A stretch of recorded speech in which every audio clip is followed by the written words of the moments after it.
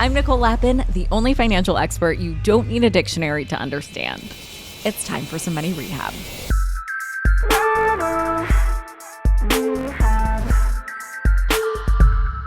Some of the functional qualities of crypto has made it a currency associated with the dark web. But what's the real impact of crypto, and how does it relate to what we're seeing in the Middle East right now?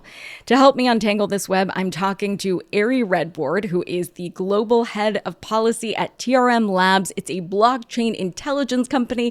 And before that, Ari was a senior advisor to the Deputy Secretary and the Undersecretary of Terrorism and Financial Intelligence at the U.S. Treasury. He's the guy to talk to about this. Here's our conversation.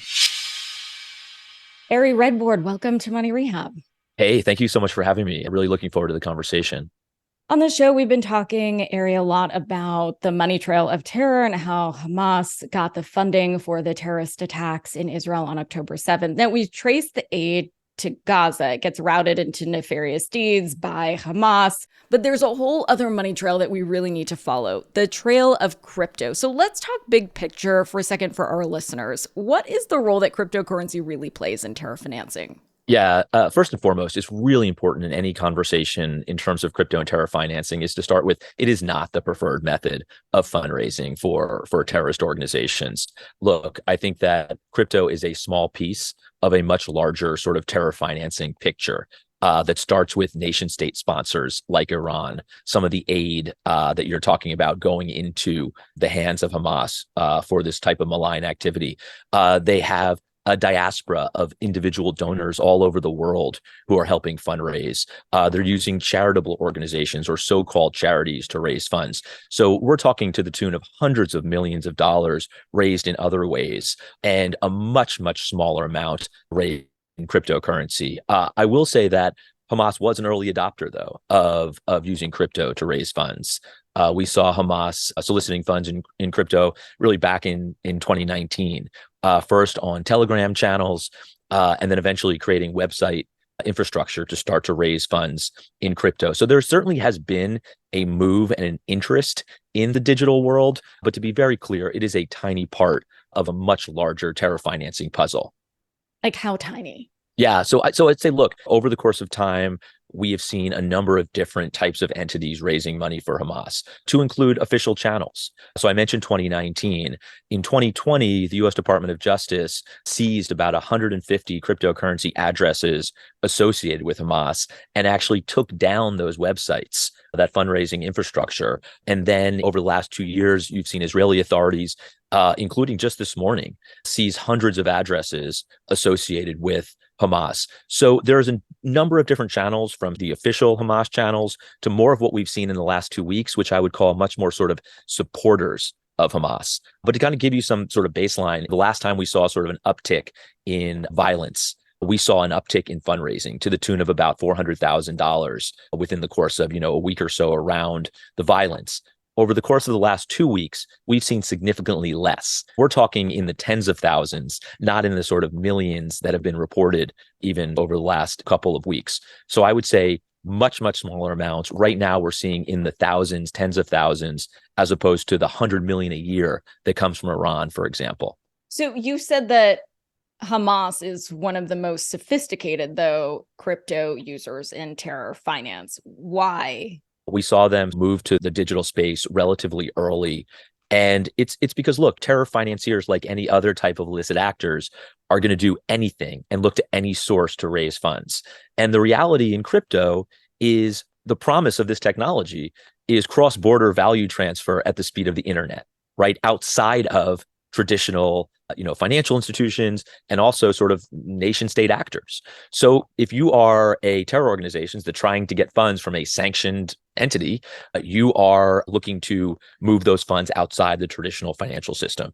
So just like North Korea cyber actors, sanctioned Russian oligarchs and others, they want to move funds outside the traditional financial system. So they're looking to crypto. But again, a much smaller piece of a larger puzzle. I was a federal prosecutor for the U.S. Department of Justice for about 11 years. And I investigated cases involving networks of shell companies and hawalas and high value art and real estate. There's no TRM to track and trace those things, right? They sort of move in the opaque traditional financial system. The unique thing about crypto, and I think it's so important in this conversation, is that crypto lives and moves on open blockchains, which are basically networks of computers that form an open ledger. That means that every transaction on a blockchain is traceable and immutable, meaning forever, logged and immutable. So we have visibility on every transaction in crypto.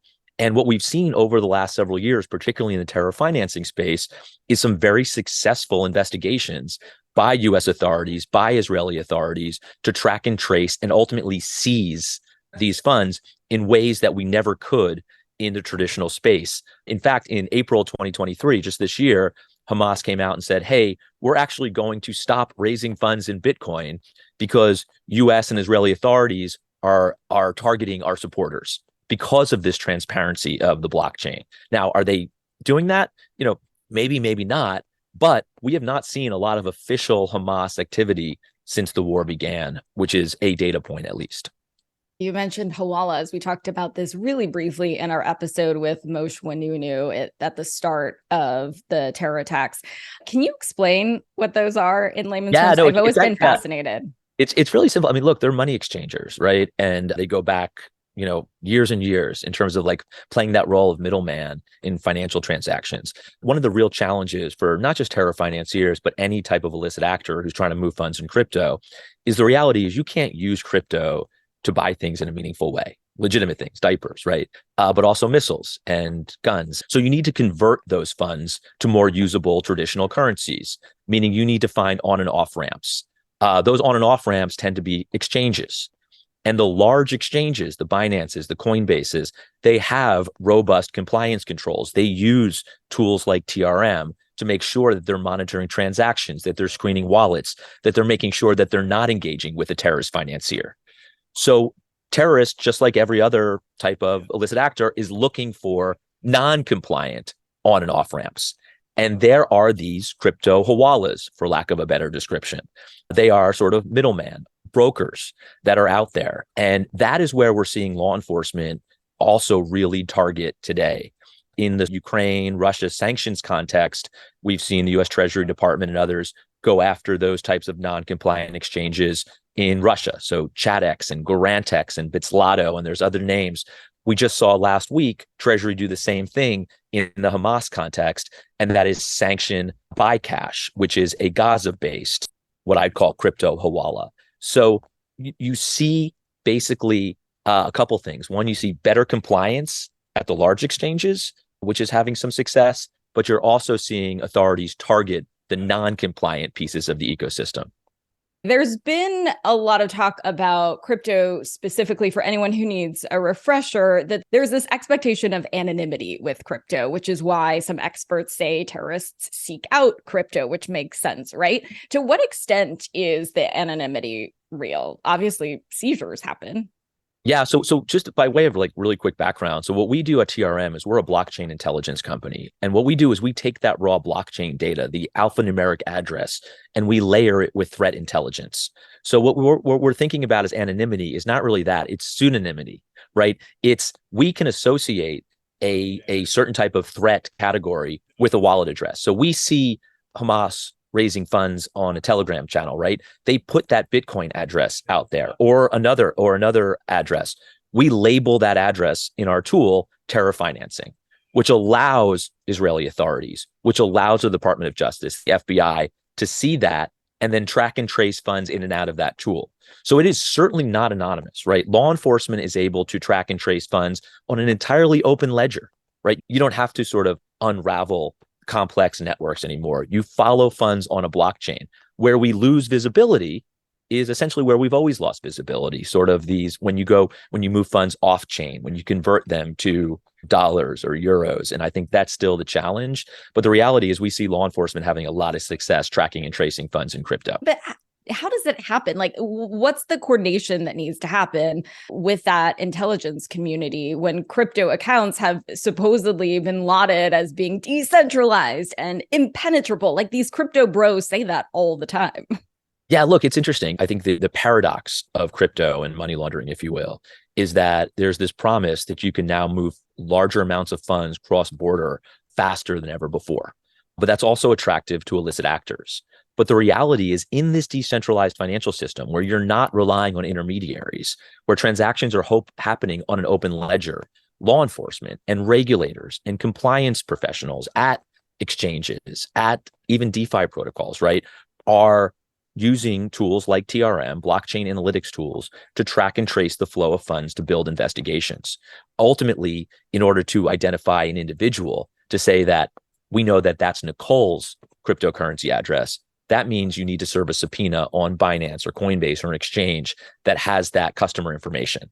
But to know that that wallet address associated with Hamas is something that you can get in a tool like TRM today. So I think that one thing that I talk all the time to policymakers all over the world about is that we can build investigations and trace the flow of funds in crypto in ways that we never could before. So this sort of myth around anonymity, anti-money laundering is a use case for blockchain technology. It is a feature, not a bug. And I think the more folks understand that and really leverage this technology to investigate, to stop bad actors like Hamas, I think we could really make some progress in the space. So then what happens? Let's say you guys find out through a Telegram channel or a Signal channel or some encrypted messaging service that there are wallets being used by Hamas. What action can be taken to freeze those accounts? You said working with the Israeli government. It's an awesome question. And that's exactly what happens. You described it perfectly. Hold onto your wallets. Money Rehab will be right back.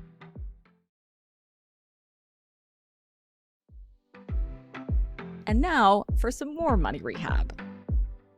We have a team of threat hunters who are experts in terror financing, who are out there labeling the blockchain essentially to ensuring that we have attribution, that we know that that address is associated with Hamas. That information then is shared with law enforcement who investigate the case.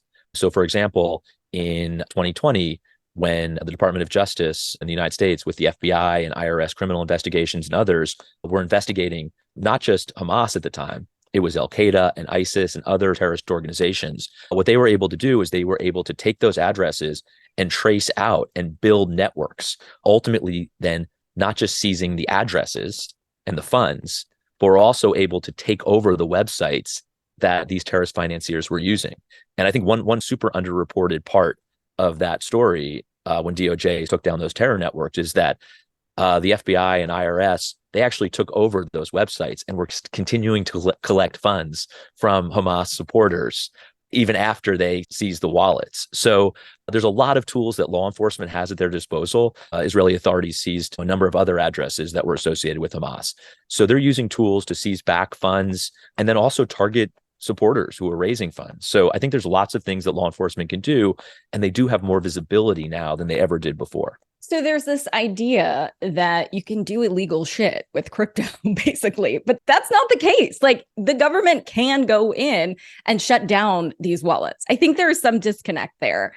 There is, and there always has been. And I think that it's important to have the conversation and to understand that, look, as we move into a digital space, and I think that's something we're seeing playing out almost in real time over the last few years. I would argue that it started with Colonial Pipeline when there was a ransomware attack on U.S. critical infrastructure, taking down the basically oil supply to the eastern United States from a ransomware attack. I think it really moved this conversation from being a law enforcement issue, hey, we're just going to do investigations in crypto, to being a major national security issue. And I think with the war in Ukraine and now what we're seeing in the Middle East, in Gaza and Israel, we're starting to see wars, at least in part, are fought in the digital space. And I think as more and more of this wars are fought on blockchains, we're going to see more investigators who have tools, who are able to investigate these cases and able to stop bad actors in the digital space, even as they're fighting a kinetic war in the physical space. So has it reached a tipping point? Perhaps there was exploitation during a time when there weren't firms like yours to really investigate what was going on the blockchain. Have we gone potentially back to old school money laundering because of all of this regulation and access that the government has to shut these things down? I think it's a mix still. I still think we're early. I believe in the power of this technology and the promise of this technology for lawful users. And I think as this ecosystem grows, I think as more people engage with cryptocurrency, stable coins, eventually maybe CBDCs, central bank digital currencies, we're going to see a growth of the ecosystem. And of course, bad guys are going to also be engaging in this space, right? Like bad actors always go for where the money is. That's one thing that is absolutely certain is you will always see bad actors. There's a reason that North Korea has been attacking the cryptocurrency ecosystem at unprecedented speed and scale over the last few years, stealing billions of dollars, right? It's because that's where the funds are today. But as they continue to attack, as law enforcement and others cyber controls and are able to stop bad actors, we're going to see that piece too. So I think we're early, but look, I think one thing is certain, and there's not much certain in this world right now, that bad actors are always going to go to where the money is. And I think as the ecosystem grows, we're going to see more of this, but there are also going to be tools like TRM. There's also going to be more law enforcement. There's going to be more training to actually stop bad guys in this space as well. What more do you think the international community or government agencies can do to stop the flow of crypto to terror organizations? It's a great question. I think there are a number of different things. I think first of all, I mentioned those off ramps. We have to stop bad actors from being able to take that cryptocurrency that they've gotten on blockchains and convert it into usable fiat, right? We need to stop North Korea from turning that stolen crypto into missiles. We need to stop Hamas from turning that stolen crypto into guns. And I think a lot of that is ensuring that there are really robust compliance controls on those on and off ramps. So at the exchanges, I then think it's really important to target the non-compliant exchanges to just make sure that we're taking out bad actors who don't have compliance controls in place, who are essentially facilitating money laundering. So I think that's a huge part of it. I think it's really, really ensuring that regulation exists everywhere. I talk to regulators all the time, and recently a regulator said to me, we're only as strong as our weakest link. And I think that's absolutely true. You can have all the controls you want in the United States and in the UK and in places like Singapore and Japan, but they have to be everywhere. So I think that a lot of that is ensuring that there's standards globally when it comes to anti-money laundering compliance. How techie are terrorist organizations? It's a great question. And, like what we've seen, I mentioned North Korea a few times. And the reason I do that is because they are extremely sophisticated actors in this space. They have basically created an army of cyber warriors. It's almost like Russian gymnasts in the 80s or something, right? They take you at a very young age and you have a proficiency in math or science or engineering, and they build you into a member of Lazarus Group or one of these other cyber gangs, essentially. And they're out there all over the world attacking cryptocurrency exchanges. They're hacking Sony Pictures and the Bank of Bangladesh and, really, really sophisticated actors. Terrorist financiers are very, very different. We're not seeing a lot of the sort of very sophisticated activity, the use of mixers, privacy coins, the other things that we're seeing from a North Korea. So I would say for the most part, what we're seeing is individual donors sending funds directly to an address that a charity or so-called charity, right, a supporter of Hamas puts out there, and then attempting to take those funds and off-ramp them through a buy cash or another type of non-compliant exchange. So they're sophisticated enough to use the technology, but I would certainly not put them in the category of like the most sophisticated nation state actors out there, like a North Korea. Ari, this has been so helpful. We end our episodes by asking guests for a tip listeners can take straight to the bank. You mentioned stolen crypto. If somebody has a crypto wallet, what are some of the things that they can do to make sure their funds are safe in this crazy world? Yeah, really, really smart question. And one thing that is also happening in a really legitimate way, and I should mention this, is that there are a lot of ways to send crypto to Israeli causes, things that are happening in Israel right now for humanitarian aid to help with hospitals and other types of things. Really, really legitimate ways to use crypto, that cross-border value transfer at the speed of the internet for good. But we're also going to see a lot of scams around that as well. Sending humanitarian aid to Gaza, sending humanitarian aid to Israel. And you got to be really, really careful and make sure you're doing your due diligence on different social media platforms to make sure you're sending it to the places that you want to send it to, not to scam artists or even terrorist financiers. So I'd say be careful out there, do your due diligence, and just make sure that if you do want to send crypto, you're sending it to the right place. Is there a red flag or a green flag to know whether it's fishy or legit?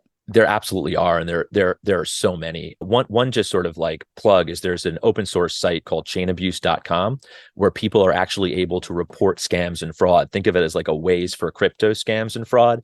It's a crowdsourced platform that does an amazing job of ensuring that you see the scams that are out there in these different sorts of spaces. I think that's sort of one way, is to use chain abuse.